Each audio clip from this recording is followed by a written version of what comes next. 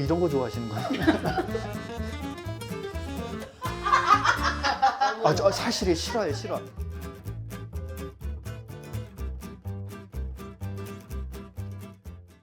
그러니까 우선은 모델로 나오셨는데 너무나 감사하지만은 그래도 알고 가야 되는 부분은 말씀드리는 거니까 죄송합니다. 아니요, 괜찮습니다. 예. 그리고 이런 헤어라인에 이런 데 비어 있는 것들. 헤어라인이 비어 있는 것과 메워진 느낌은 달라요. 피부 화장이 더 꼼꼼해 보여요. 이거는 촬영용, 방송용에서는 굉장히 중요해요. 왜냐면은 조명을 받게 되면 완전히 이거는 분리가 돼 버리거든요. 그리고 제일 많이 실수하는 부위들이 이런 기민머리. 그리고 실제로 할 때는 턱을 이렇게 지나가면 여기가 비잖아요. 그래서 귀 뒤에서부터 들어가야 돼요. 뭐 윤곽을 잡는다의 개념이 피부색을 만드는 단계가 파운데이션이라고 했잖아요. 피부색이 여기만 있고 여기는 없다가 잘못된 거잖아요. 충분하게 다 체크를 해주셔야 되는 거고. 촬영 때 그 보정 다 들어가는 건 아시죠? 잡지 화보 모델들 보면은 보정 들어갈 때 보정으로도 힘든 부위가 어디냐면은 메이크업 때 신경 써줘야 되는 부위들이거든요. 콧방울. 여기에 붉은기나 피부색이 바뀐 거는 어떻게 해결이 안 돼요. 어플 이런 거 앱 써가지고 이렇게 뽀얗게 만들잖아요. 그러면 눈도 없어지고 코도 없어지고 그게 이쁘다고 생각하잖아요. 단점을 가리니까. 그게 잘못된 거라고요.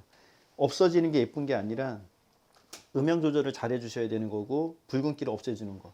그리고 또 하나 눈초리. 지금 보시면은 주름 잡힌다 이런 게 아니라 그늘지는 부위들이에요. 대부분. 이 부위에 피부 화장할 때는 신경 좀 많이 써주셔야 돼요.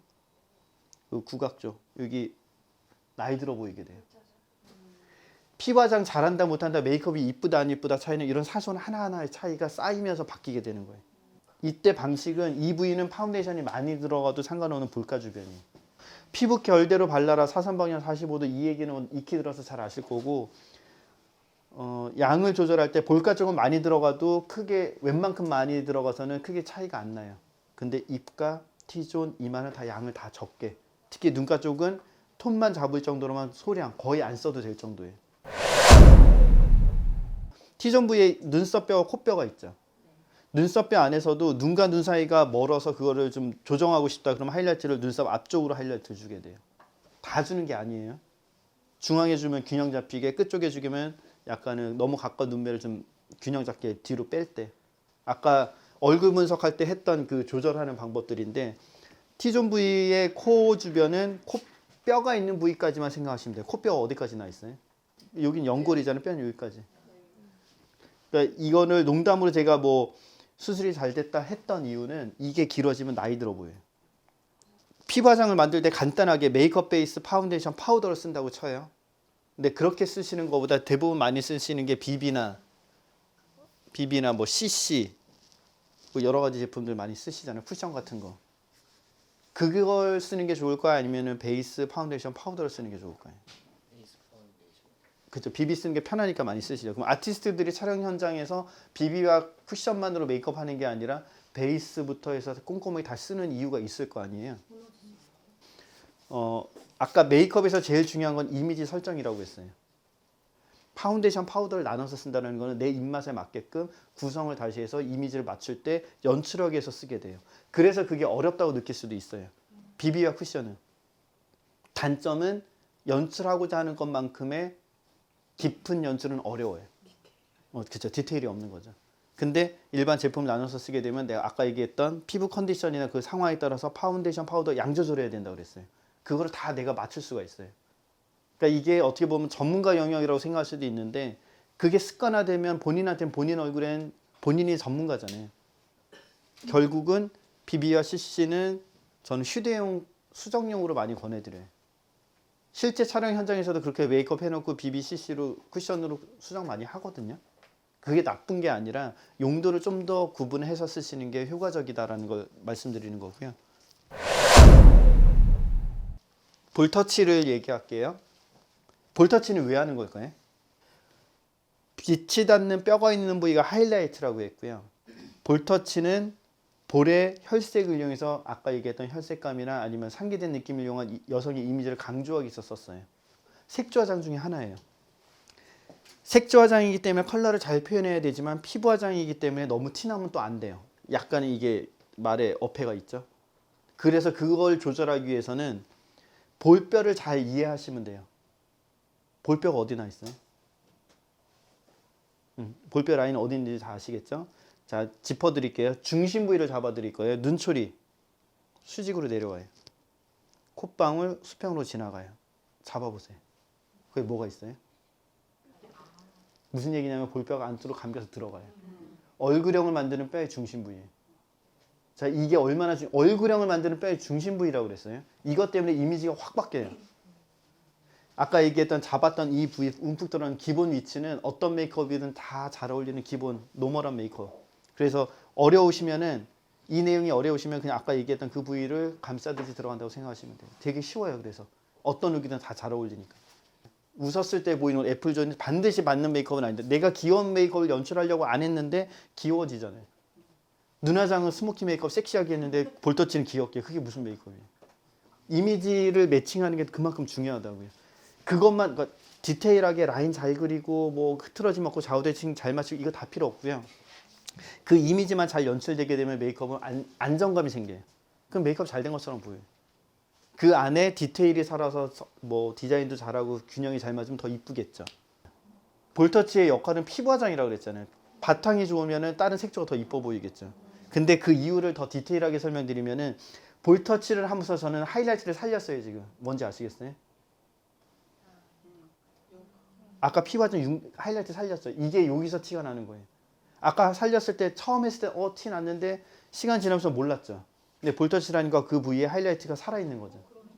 그 효과를 하나하나 중첩된다고 생각하시면 돼요. 아무래도 여러분들 직업 특성상 눈썹 좌우 균형 맞추는 거 되게 신경이 많이 쓰일 거예요. 아까 제가 말씀드렸던 대로 눈썹 균형 쉽게 맞추는 거 설명을 드릴 건데 아마 오늘 얘기해드렸던 여러 얘기 중에서 제일 관심이 많이 갈 수도 있을 거예요. 눈썹 균형 맞추는 거는. 눈썹에서 지금 이 PT 자료에는 안 나와 있는 게 뭐냐면은 컬러를 어디다 맞추냐가 되게 중요하단 말이에요. 그 우선은 아이브로우 그 세미 퍼머넌트 하실 때도 컬러에 대해 되게 민감하지 않나요? 어떤 색소를 어떤 농도로 조절하는지. 맞아요. 맞죠? 제가 잘 몰라서 물어본 거예요. 진짜로 물어본 거예요. 그러면 색상을 어떻게 맞추냐? 일반적으로 눈썹 색상 어디에 맞춰요? 눈동자 색상의 컬러를 맞추는 게 가장 좋고요. 지금 보시면은 앉아 계신 분이 눈동자 색상에 맞추려고 했으나 조금 색이 좀 브라운기가 많고 좀 밝죠. 그거를 좀 조절해 드릴 거고 그거 하면서 좌우대칭 맞추는 거 설명을 드리도록 할게요.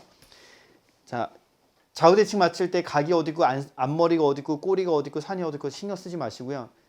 완성을 그러니까 반영과 하기 전에 스케치 먼저 해드리잖아요. 해놓고서 본인이 볼 수도 있고 고객한테 얘기하셔도 되고요. 어디가 더 올라가 보이세요? 라는 질문을 먼저 해보세요.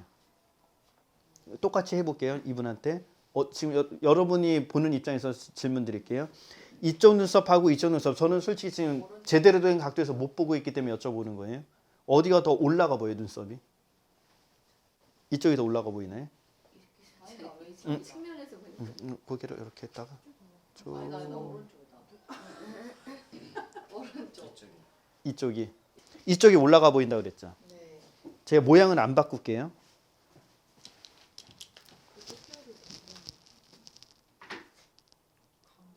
이해를 시켜드리는 단계입니다. 자, 모양 안 바꿨어요.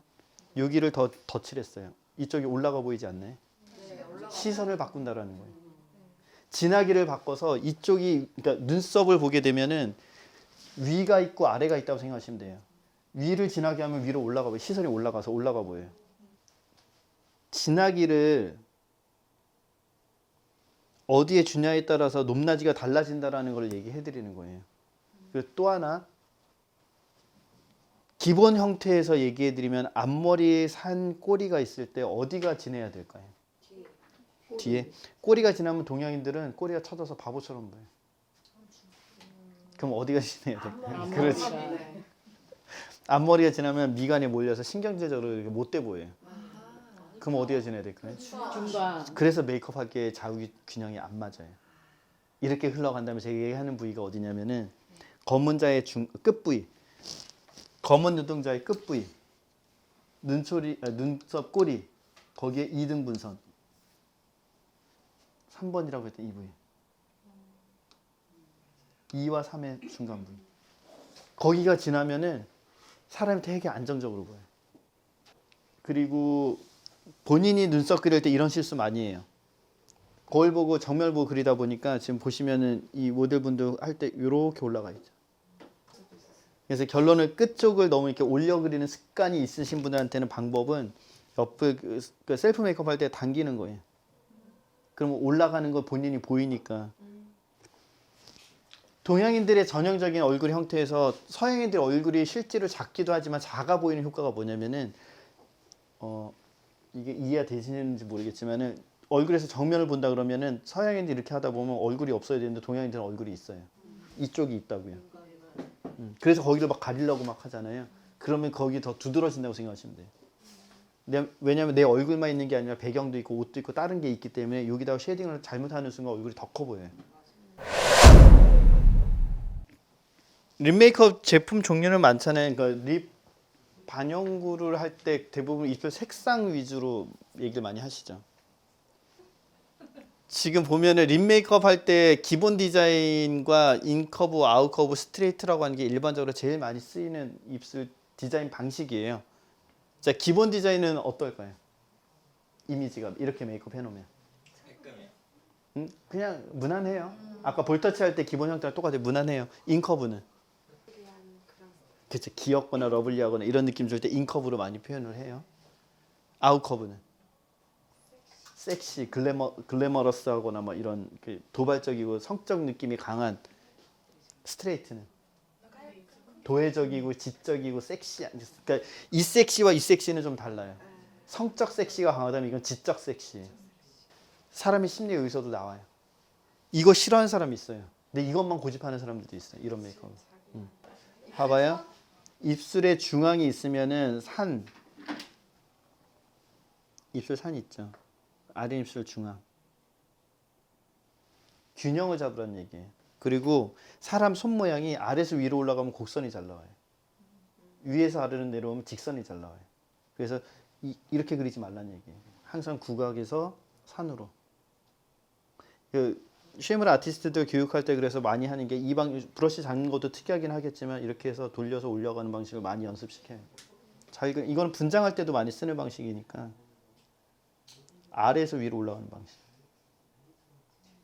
그리고 구각에서